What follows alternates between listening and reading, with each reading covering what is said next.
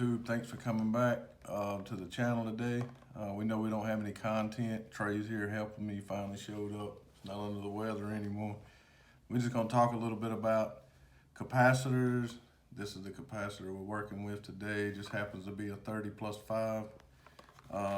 This is a good capacitor. I took out of the van, and we're just gonna talk about how to check the capacitor today. And so this is a good one.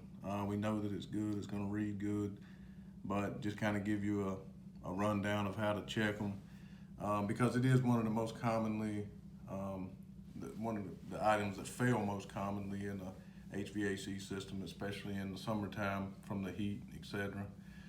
So if you have a meter, this just happens to be a fluke meter. And this is your capacitor symbol right here.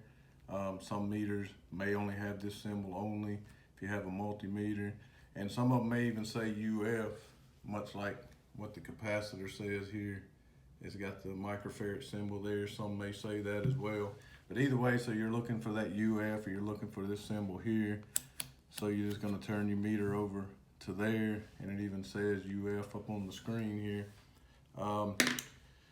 So you have common, usually you can see it's got the little C on here for common. Generally, if you can leave the wires on there, almost always it'll have 4 terminals on here versus the other ones that have 3 and 2. But that's not always the case, so you want to look for this common or this C. And when you're checking them, you can leave the wires on your common terminal. And so you're basically just checking your components, which would be your compressor, which is indicated by Herm on here, which is for hermetic, for like a hermetically sealed compressor. So that's your compressor terminal here, and then obviously this one's pretty self-explanatory. It's the fan. And so you leave your wires on your common, but you want to remove the wires from the hermetic and the fan, which of course control your fan and your compressor.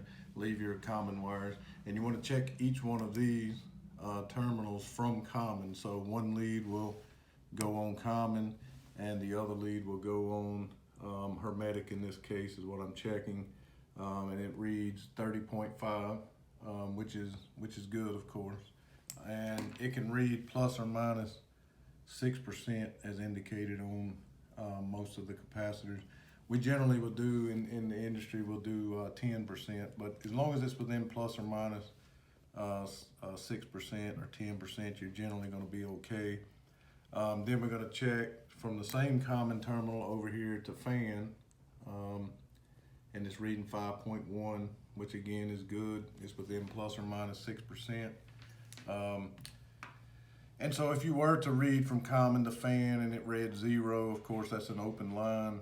It's not going to bring the component on, whatever it's controlling. It's probably just going to get hot.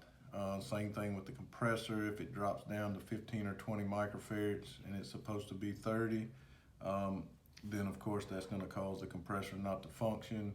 It as well is going to overheat. And then sometimes when you go out, you'll see this area in here around the terminal swollen, in which case it's pretty easy. You don't have to check it with your meter. But if you suspect your capacitor is bad, this is a quick, easy way to fix it. With most multimeters you pick up will have this microfarad setting on there. And again, you just read from common to hermetic for your compressor. Your compressor is always the higher number. So it says 30 plus 5. So basically hermetic is the 30, the compressor, and then the 5 is your fan. So you check from there, from common to the hermetic terminal, or the one with 3, you got 30.5. Then from common to fan, you got 5, which is a good capacitor. So if your fan or your compressor is not running, it's likely not because of the capacitor if those readings are as you just saw. So I hope that helps you out. We're gonna do another video hopefully shortly on how to replace a capacitor.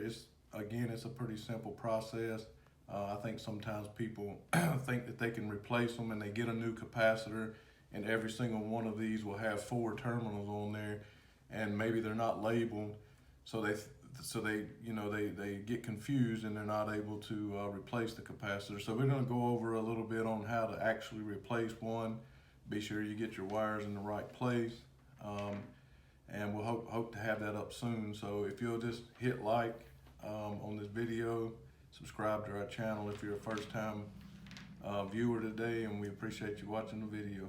Thank you.